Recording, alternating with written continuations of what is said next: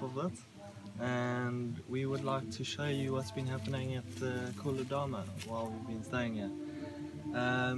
We have done some help that they've needed on the farm, just a couple odds and ends they've been doing, planting vegetables, digging pipes for irrigation, sorting out a bit of their storeroom issues and stuff like that. And yeah, I'd like to show you some of the systems that they've got going on here. It's incredible everything that they've done here in the short amount of time that they've actually had the place.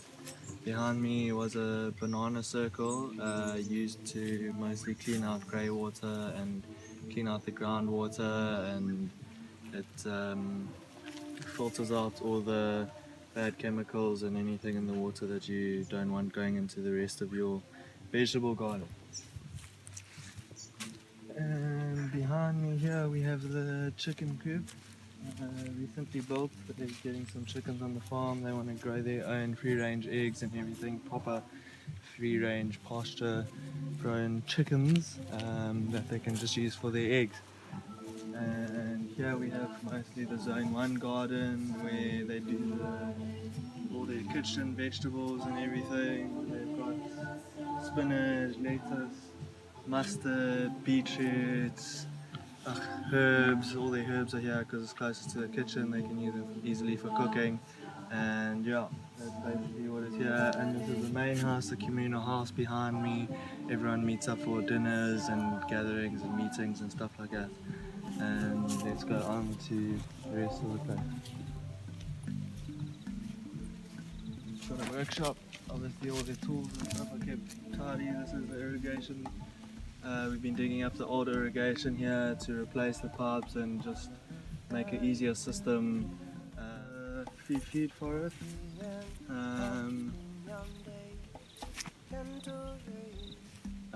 Where they planting a whole bunch of different things, and they getting onto larger scale food forests and rejuvenating the land. And we stayed down at the bottom there. You can just see the roof of the thatches next to the coral tree there.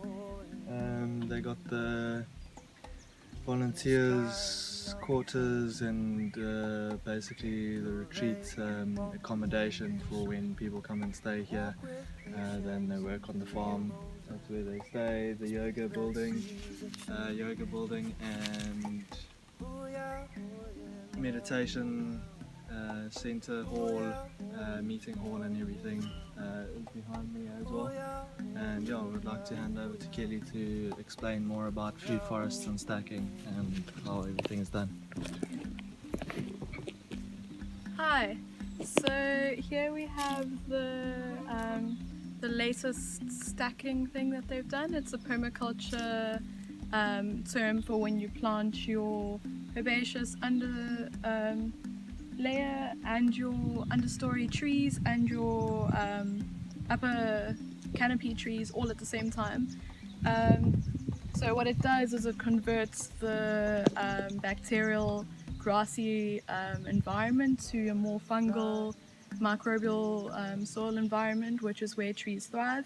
Otherwise your trees are going to grow really slowly. So this actually, it looks like grass, but it's a mixture of oats and a whole bunch of nitrogen fixing plants like peas. If we go over here, we'll see where it's older and the trees are much bigger. So there we have an avocado tree, some mangoes, and a whole bunch of trees, and this is only 1 year. That one's 1 year old. This is less than a year old, and the trees are quite big.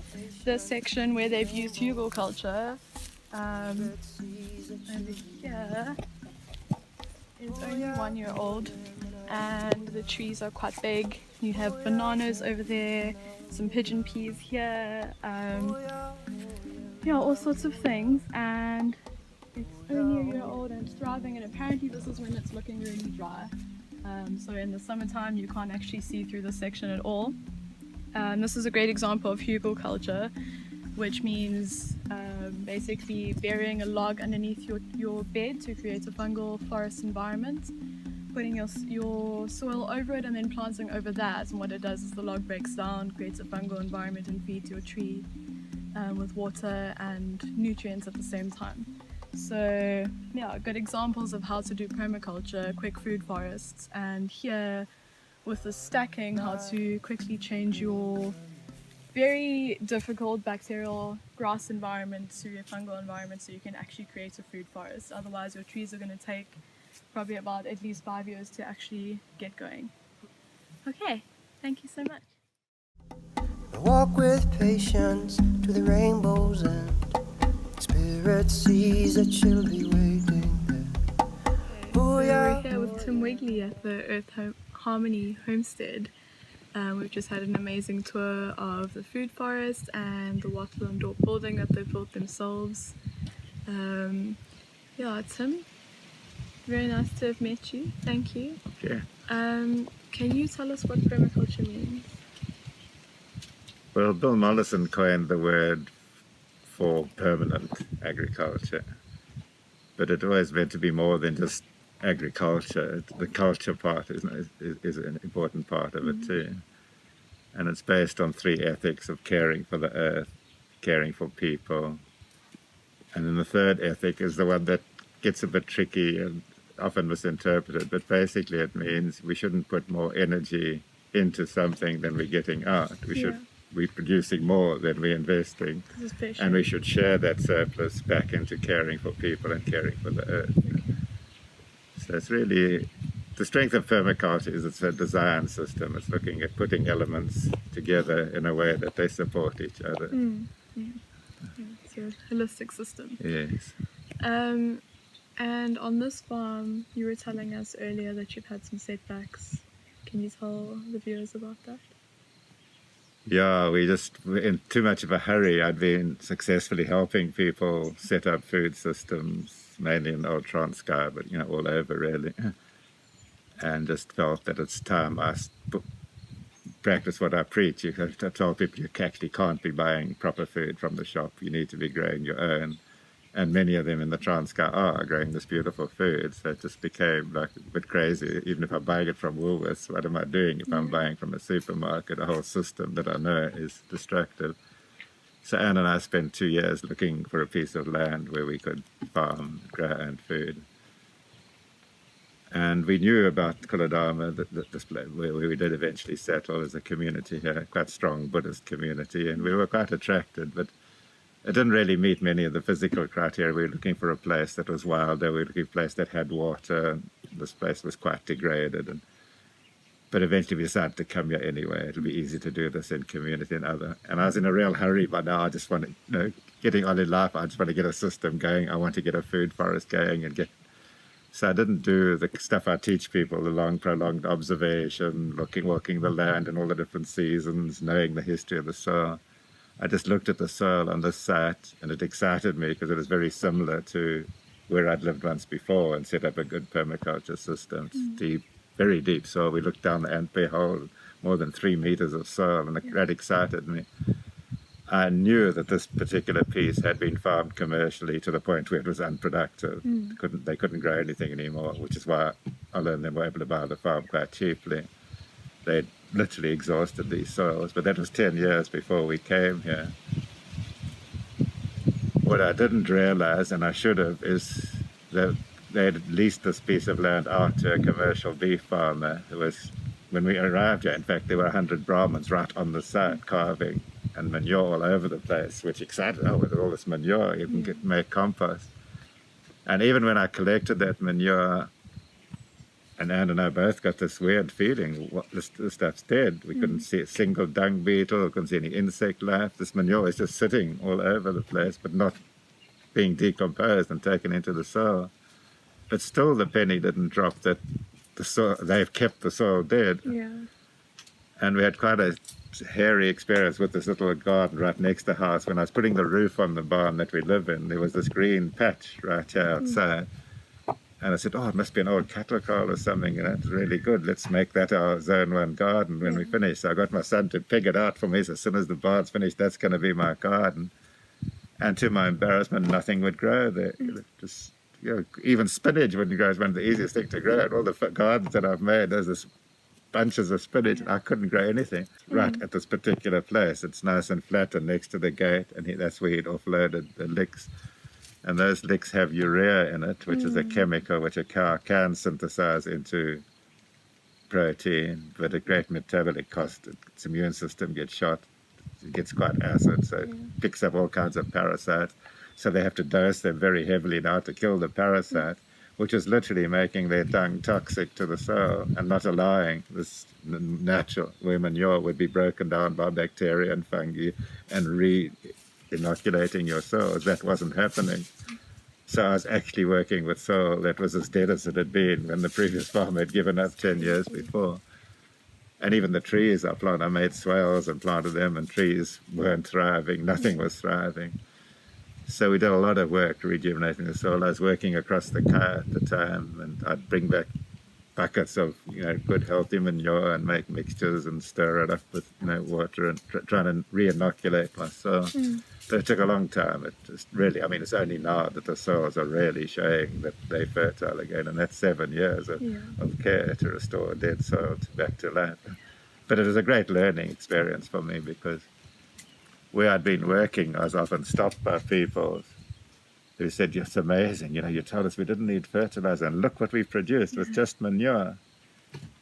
And I'd be confused. I said, "But what were your fathers doing?" "Oh, no, they were using manure, but the agricultural officers tell us that now you cannot grow maize without fertilizer." And it used to puzzle me. I said, why would they lie to the people? Because look, it's blatantly obvious. The guys use manure and they get these bumper crops. And it's only when I came here and had this experience with what the cattle had done and the previous farmer had done with commercial farming did I really understand what was going on. Those farmers didn't have enough money to use the recommended rate of fertilizer, so they'd maybe put one bag in the whole field and they'd mix it with ash and manure, so they weren't killing off all the life in their soil. The life was still there. So when they used manure, because in nature what happens, it's not the manure that's feeding the crops, it's the microorganisms that break down the manure, extract the minerals and feed the plants, and the plants feed them, and you get this living soil. And as they break down all that organic matter, the soil structure is changing, it's able to hold moisture, and everything goes forward. So on this farm, enough fertilizer had been used to kill off all those microorganisms. And the way that they'd farmed with the beef cattle, they'd maintained that situation where the soil wasn't allowed to recover, and nature would have healed it without those beef. So it was a huge learning experience for me, which I'm grateful for. That's cost us years of hard labor and years where we still had to buy food from shops where we didn't want to. It's all a hectic learning experience. It has been, but I think if people just allow it, nature will heal itself. If we're here not allowing it to heal itself, it's crazy. On the other hand, we're about to get cows now. Cows can be used to heal the land, the grasslands, if they graze properly and mimicking the way that the wild animals graze. We can bring back grasslands. Alan Savory's demonstrated that very powerfully, where you concentrate cows in a small area, where you get herd effect trampling, and that grass succession starts moving forward, and you get more and more complex grassland. So we're about to get cows now to heal this land, where cows before us were still maintaining the soil in its damaged state. We are now going to use cows in their natural way, which will heal the land. It will be part of the healing. So mimicking nature is actually the most important. My last question for you, Tim, is if you think permaculture is the way that we can move forward as a human species to heal the land everywhere in the world and survive. I don't think permaculture on its own can do it. Permaculture is fantastic because it's a way of wanting to work with nature, and it's a design system that where you actually consciously look at the natural elements and how you work it. But on its own, it doesn't undo the factors. And what I've often been saying to people lately, people aren't not farming properly because they don't have the knowledge. There's been direct intervention to stop people farming in a balanced way with nature. And it's this whole industrial agriculture and the whole growth economy. There's disincentives, and both physical and sometimes quite violent, to stop people farming in that healthy way. So just teaching them permaculture doesn't change anything. They already know that. And when I speak to people, they said, of course our fathers did it. So there's interventions happening that are stopping people from doing it. So that's kind of what has to be stopped if we to survive. We have to have enough people disengaging from that system and feeding them. And my hope is that they are. I mean, I've got families in the Transkei that are radiantly healthy, producing good food, appreciating what it does, appreciating that their soil is getting better and better, telling other people, say, yes, it's possible, but it's tiny, tiny pockets. And they don't really have enough power to overcome industry's efforts, which is backed by government, to take people away from that.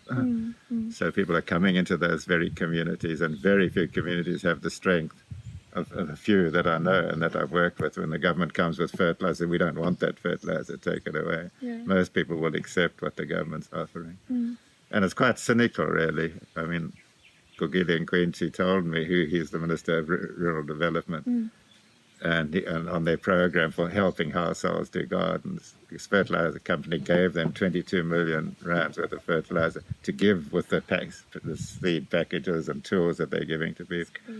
And when he said to them, well, what's in it for you? And the guy says, well, if we don't have a market, if people don't use fertilizer, we don't have a market. So it's actually exactly like a drug dealer giving out free drugs. Getting them addicted. You know, once you're addicted and your soil's been destroyed, you can't grow food without fertilizer. You have to buy the fertilizer. That's how cynical this is. And that's what we're up against. It's not just a lack of knowledge about permaculture. It's very powerful interventions in people's lives, forcing them away from this kind of farming. So permaculture on its own, no, it's not going to change things, but some intrepid individual starting, that to me is the seeds of hope.